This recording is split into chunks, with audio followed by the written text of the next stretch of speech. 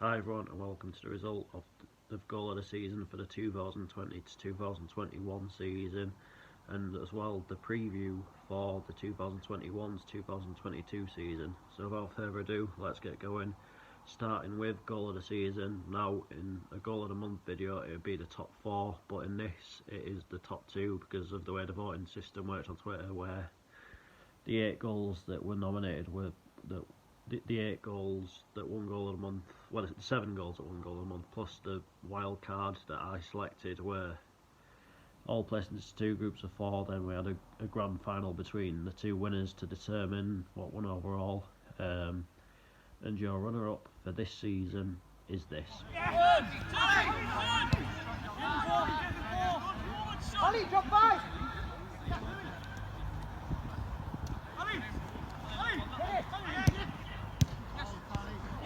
Nice move.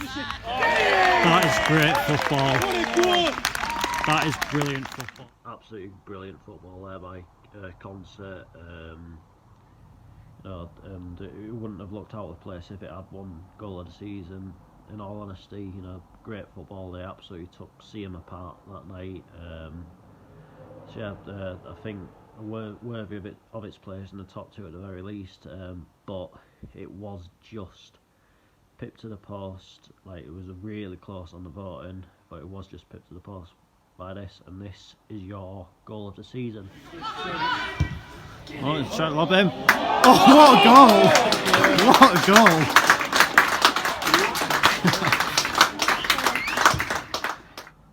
It's a memorable goal for Northallerton Town in an otherwise very miserable night for them against Newton Aycliffe.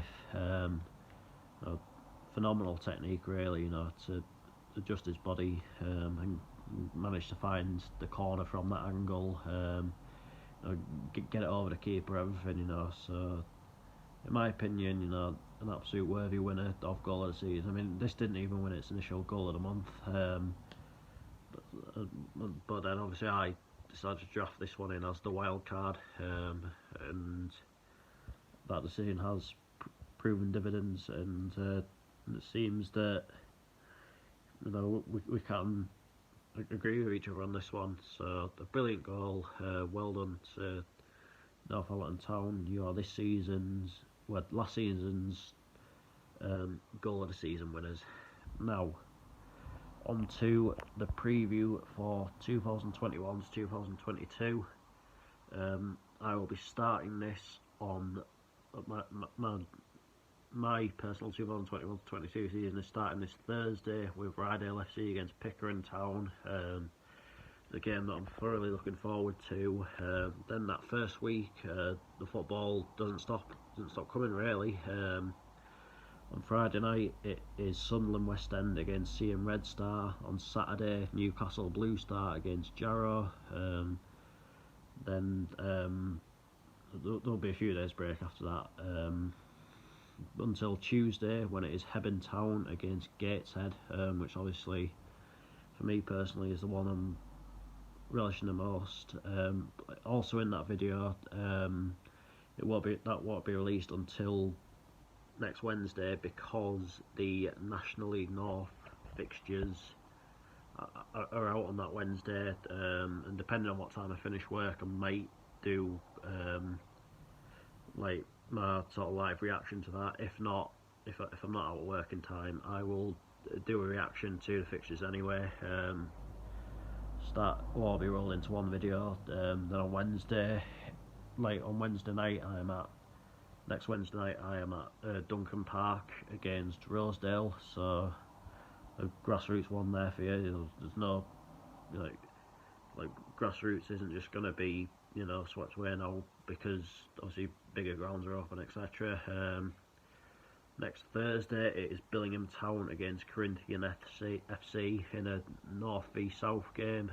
Corinthian, I think are coming up to the North East. I know they played Hebburn as well on a Saturday, but I'll be at the game at Billingham on the Thursday night. On the Friday it is Thornton Colliery against Glasshoughton Welfare. Then next Saturday, then a week this coming Saturday, so Saturday the 10th of July, it is a double header for me. The finals day for the Sunderland West End pre-season tournament is on I know there's a triple header going on that day, but like with I think it'd be the 5th place playoff taking place at 11 o'clock, the 3rd place playoff taking place at 1 o'clock, and the final taking place at 3. But I'll just be staying for the 11 o'clock game because after that I need to head over to Birtley to watch Gateshead.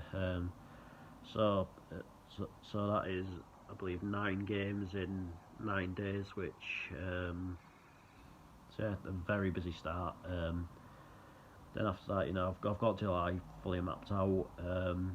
August and the other months will sort of come once Gateshead's fixtures are out and I know where, and I can sort of put together a sort of an almost full plan of the year. I mean, I know like we're still waiting on like from that point we'll still be waiting on like the Northern Premier League and fixture lists like that. But I'll try and get as much of it sort of together as I can.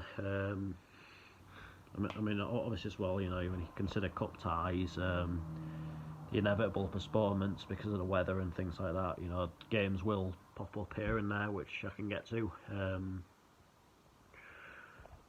So yeah, hopefully as well I'll be keeping a very close eye on proceedings with restrictions and travel from other countries, see what we put on the green list, see what countries are happy to welcome us back in. I'll keep close tabs on sort of capacity limits and that in countries such as Germany, Spain, the Netherlands, Italy, countries like that.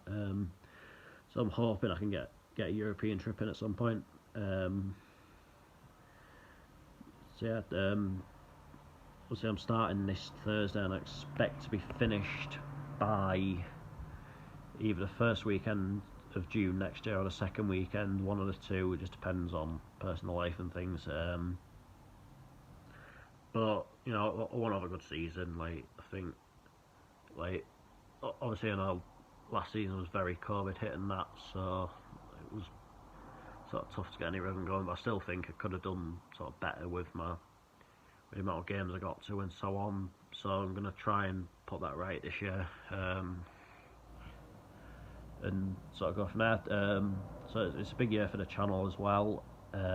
It's not finalised, but I'm thinking of rebranding the channel's name to from my own name to something else to give it a bit more of a professional outlook. But I mean, at the minute, I'm just sort of doing this for fun. Like, I've got to be honest.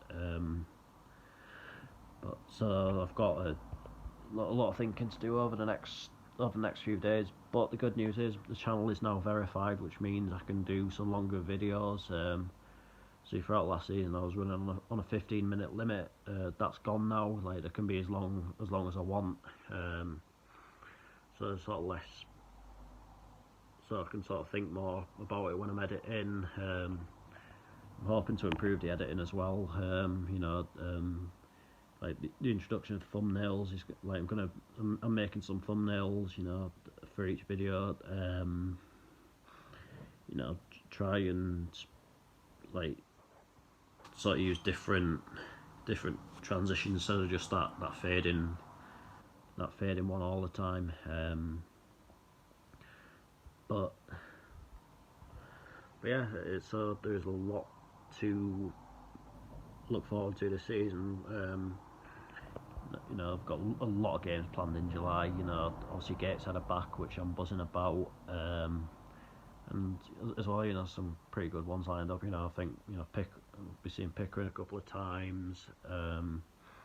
We're getting round some of the some of the local like North Yorkshire and North East grounds as well. So that'll be mainly that mainly sort of regional grounds in pre-season, and then obviously when the real season starts, it will be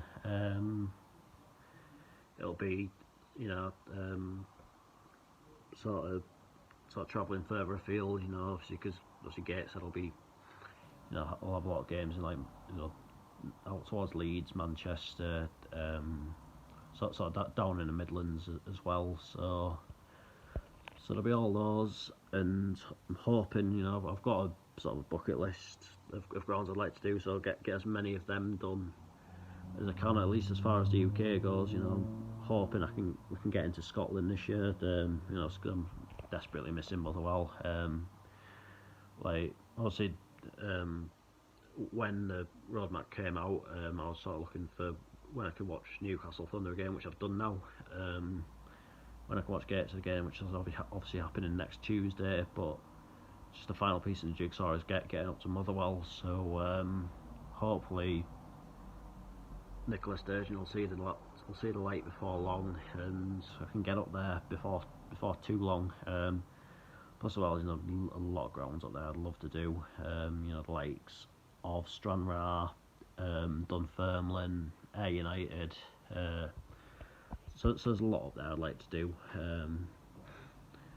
Yeah, and as well, you know, plenty of grounds in England I'd like to do as well. You know, especially in non-league. I'm going to try and give you like more of a variety of games to show. Obviously, I weren't able to do that last year because of COVID and the restrictions, especially on fans at elite stadia, because obviously this virus is so clever. It can tell the difference between it can tell what level